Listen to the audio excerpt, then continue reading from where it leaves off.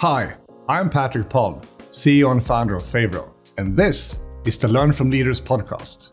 The background to this show is that Favro customers are some of the most innovative companies in the world. Enterprises wanting to be more agile, software as a service companies scaling fast, and game developers and publishers wanting to master live ops. So we get to know some truly inspiring leaders in product development, marketing, operations, sales, executive management. And what we do here is that we interview them about leadership so we can all learn from them. Let's go. And we are live with Hannah Meiton. Welcome so much to the podcast, Learn from Leaders. Thank you. It's really cool to have you here. I mean, we're both Swedish, but obviously our audience is mostly English speaking. So we're gonna keep this in English today. But last time I met you, it was a great panel discussion in Stockholm, in Swedish at that time. And I was thinking if I would introduce you and kind of start picking things, from your LinkedIn, it would be a very, very long story because you have done so many things. And today, you're an investor, and maybe I should start by saying congratulations of being named SaaS Investor of the Year. It means that you have a lot of very happy entrepreneurs that you invested in, so that's awesome. But that didn't happen overnight. So why don't we just start with kind of the story leading up to what you do today for the ones who doesn't know you. Yeah, sure. So I started in SaaS or software as a service back in 2004, and I usually joke and say at that time, SaaS wasn't even a concept or how you called it. You essentially sold subscription cloud software. So I started as a salesperson in a small company called Magenta News. I was working cold calling in London, and that company is today called Meltwater News. It's a public company and noted on the Norwegian stock market. So I started selling online media monitoring on a subscription service. Sales is super hard. Cold calling is probably one of the hardest jobs you can ever do. But, it takes a lot of stamina. It takes a lot of guts. But you learn that the more work you put in, the more you get out. That's essentially what sales is all about. So I did that for 6 months, and after that, the company I was working for, Meltwater, was moving into the U.S. market, and the founder asked me if I wanted to be part of the team that moved over there and opened up sales offices. So I did that for the forthcoming years. So I was moving around. I lived in Mountain View, Chicago, San Diego, New York, and then back to San Francisco, working at different parts of Meltwater, essentially everything from opening up sales offices, setting up and running their customer success. So their kind of post-sales methodology, focusing very heavily on upsales and churn prevention. And then also working in the CTO office by bridging the product development and tech team and the commercial side. So translating commercial needs into technical feature requests. And after that, I jumped over to another company, another SaaS company, or it became, essentially it was a social media platform that was trying to figure out the best model for them, and they wanted to have a subscription model. And since I had previous experience of that, I helped the founder set that up. And after a little less than 2 years, Google came and acquired that company, and then at that time, I had lived 7 years in the US, and I decided it was time for me to make my way back to Europe.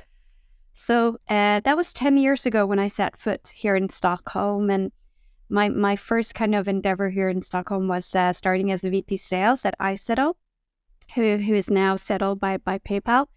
I spent 3 years there kind of really focusing on introducing a more of a sales-focused strategy into the company, who had focused very heavily on developing a product and taking that out to the market.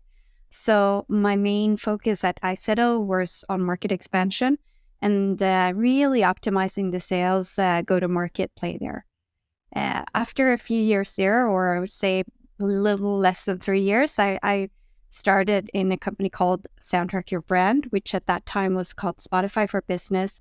And over the forthcoming years, we built a global product called Soundtrack that was essentially background music for restaurant, hotels, retail stores, and so on. and launched that in little less than 80 countries. So it was heavily focused on a product-led growth play, and but we were also entertaining and working towards the enterprise customers, such as Gap, Lululemon, and all those big stores around the world.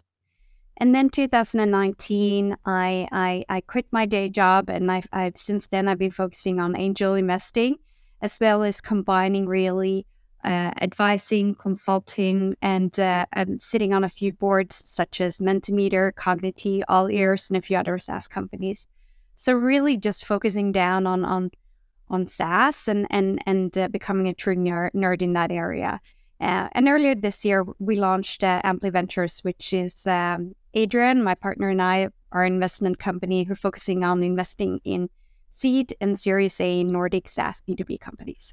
All right, cool. And before we go into the topic of today, I need to take this opportunity to ask you about trends in SaaS. I'm not only referring to, let's say, that the market climate is a little bit unstable right now, but you feel free to comment on that as well.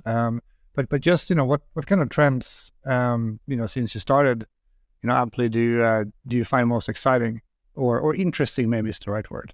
We see that obviously that SaaS or it is really driving digitization of a lot of industries, and when we come into these kind of tough times, such as recession and so on, it typically accelerates the need for digitization because in most cases it ends up in a cost saving activity.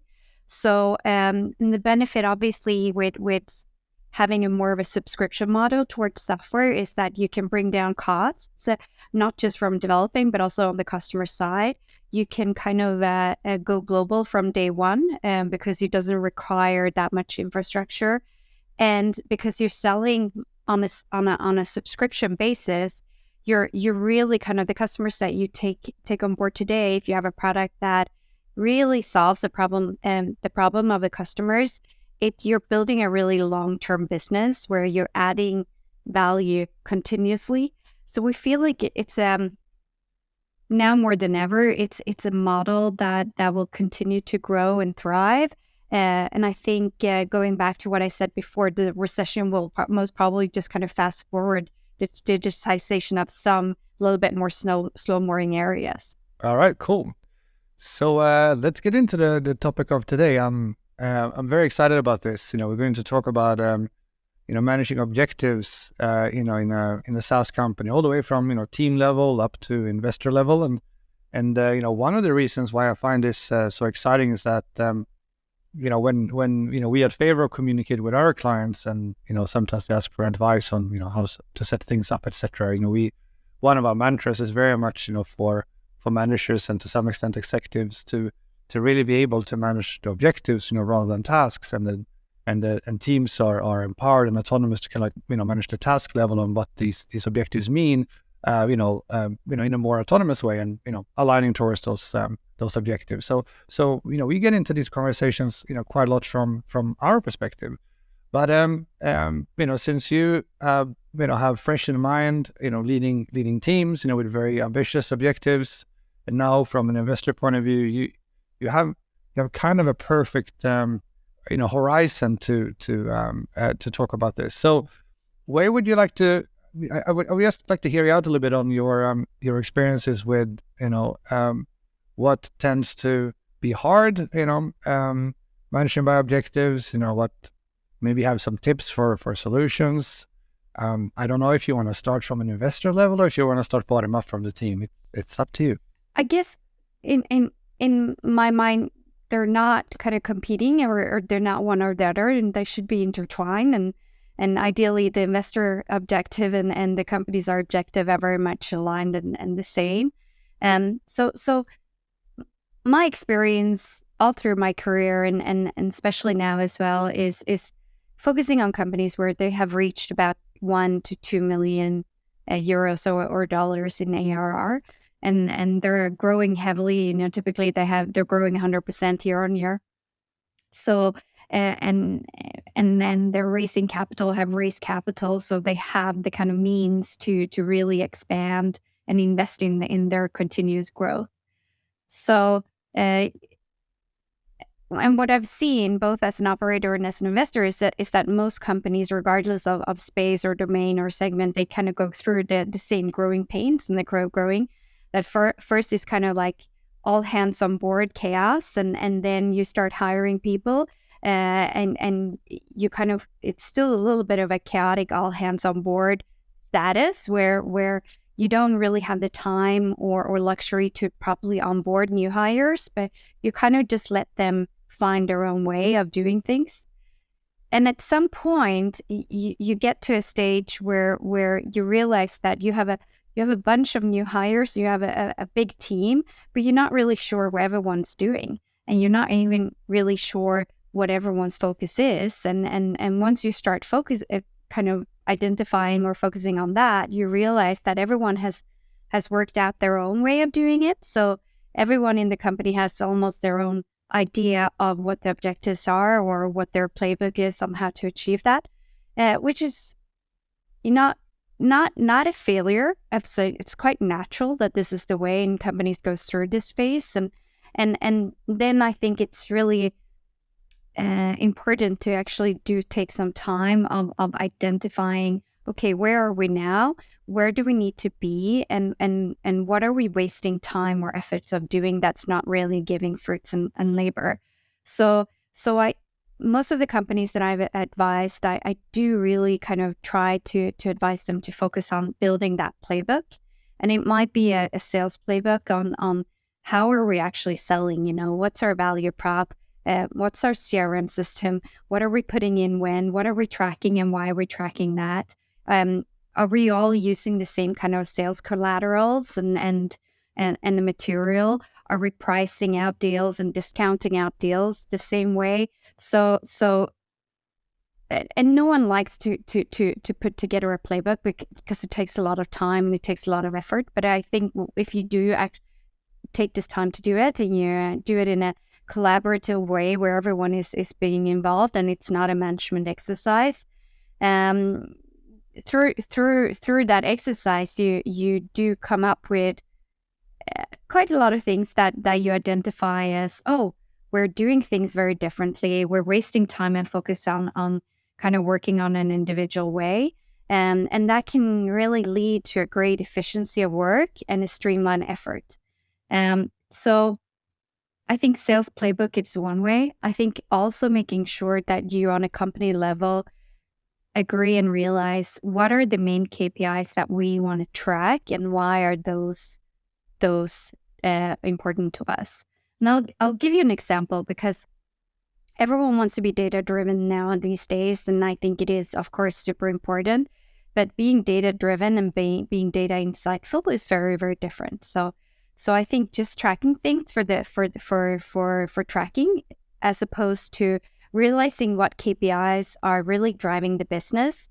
And typically the way I typically test that is if a team knows exactly if a KPI goes up or down, what kind of action they should take. So if they're just tracking something, and if one metric is kind of seeing a downward trend and they don't really know what that means to the business or what actions they should take, it's probably not that big of a metric or important metric to track. So I think, company objectives should be there to bring clarity, to bring kind of a consolidated view of where the company is heading and allow you to track if you're on the right path. And if you feel like you're running it different ways and you're doing things for the sake of it and not really for the sake of actually bringing it to the company objective, then I think that you need to spend some time realigning with the board and the owners and where we're heading and how do we make sure that we track that. So really long, kind of a little bit whimsical answer to your question, I think, but does that make sense? And is there any points that I can kind of deep dive into there? I thought it was very interesting, with what you said with, the metric and, does the team know what to do with it? But if maybe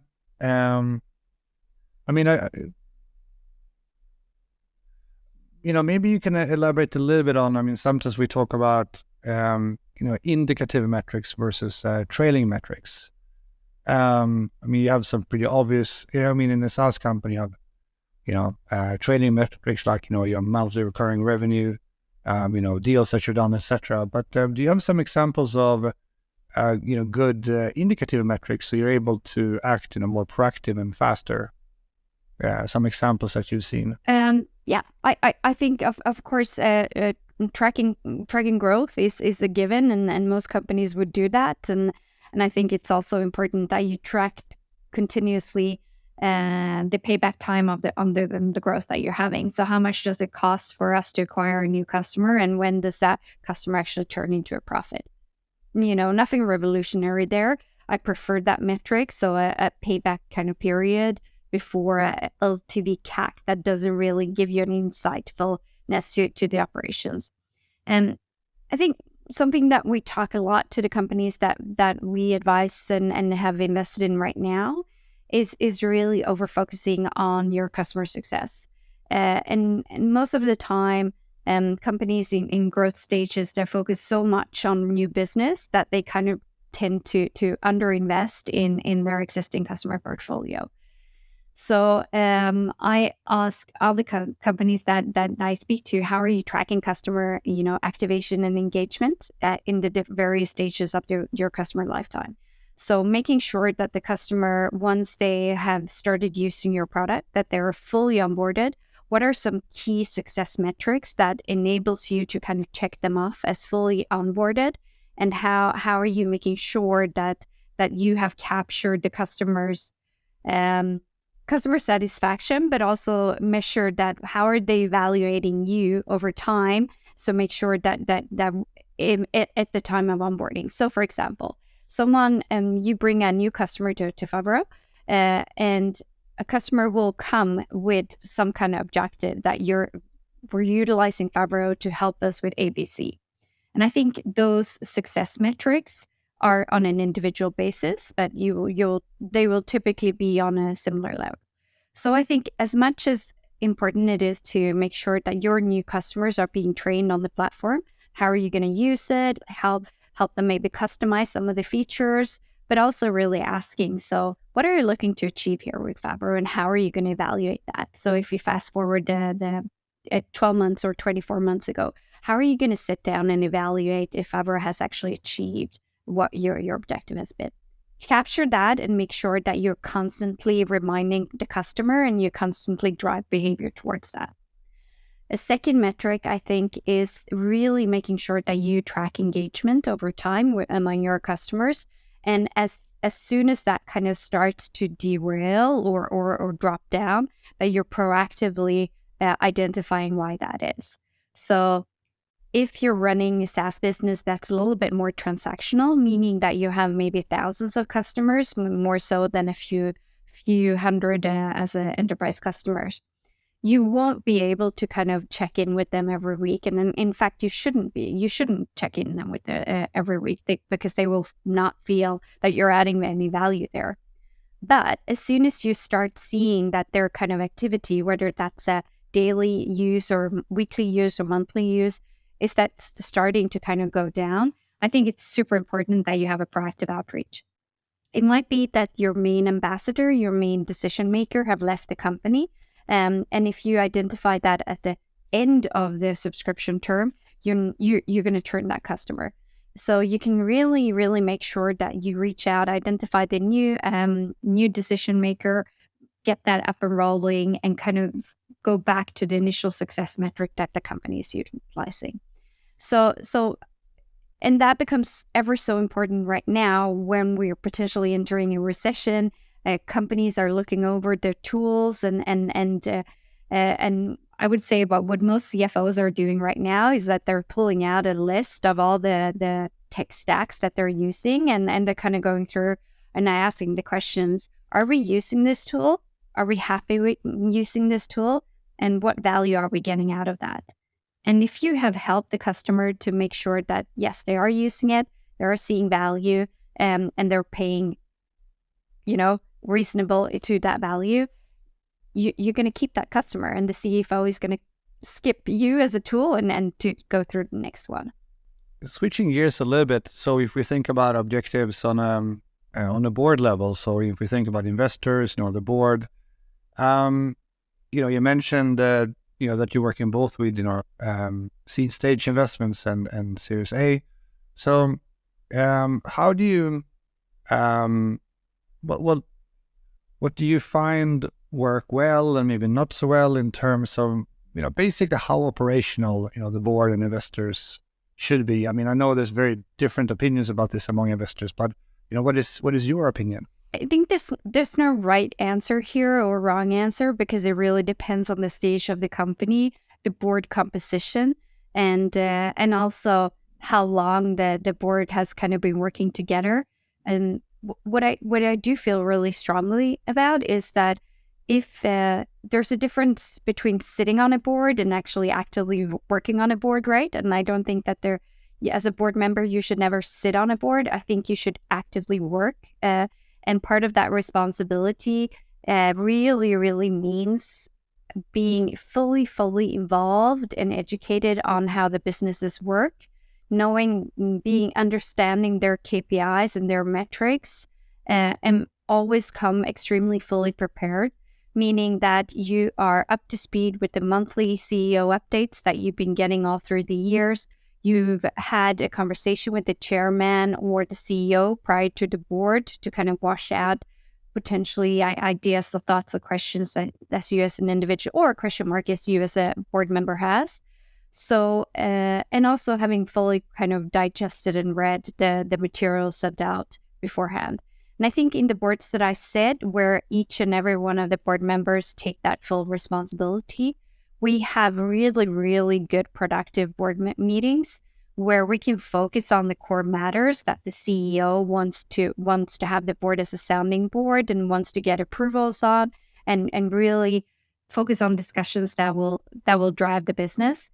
In the boards that I sit on, where there is a disconnect there, where some board members are not taking that responsibility, you end up really wasting a lot of time on explaining the metrics, explaining the KPIs, and the reasonings behind those numbers. And frankly, I found that super unproductive and very, very annoying, to the point where you never really come to the most important discussion topics during the board meetings, because you end up wasting so much time.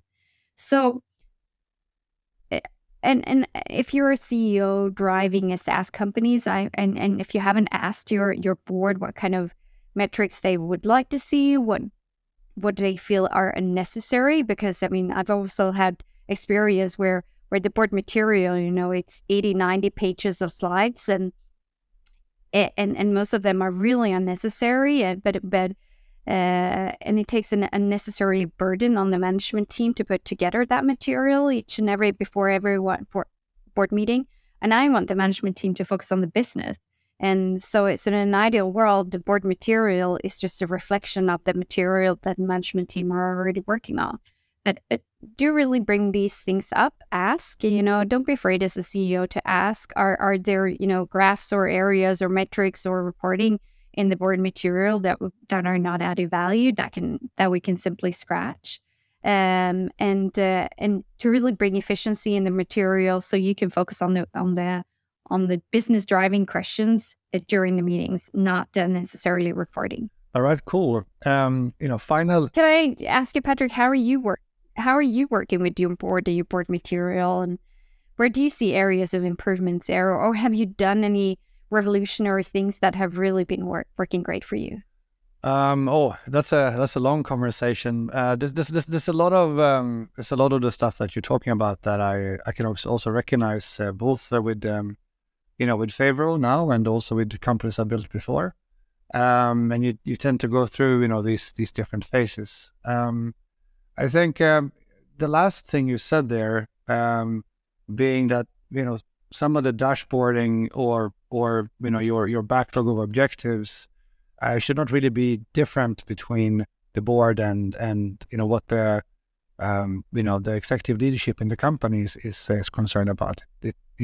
My view is that the more that can be the same, the better. It is, if that's something which is easily understandable. Also for the whole organization, you create a nice transparency that goes all the way from the team all the way up to to board and investors. And sometimes this can be a bit easier said than done. But it's definitely transparency in general tends to be a good strategy because it enables alignment. But again, sometimes it can be easier said than done. Yeah.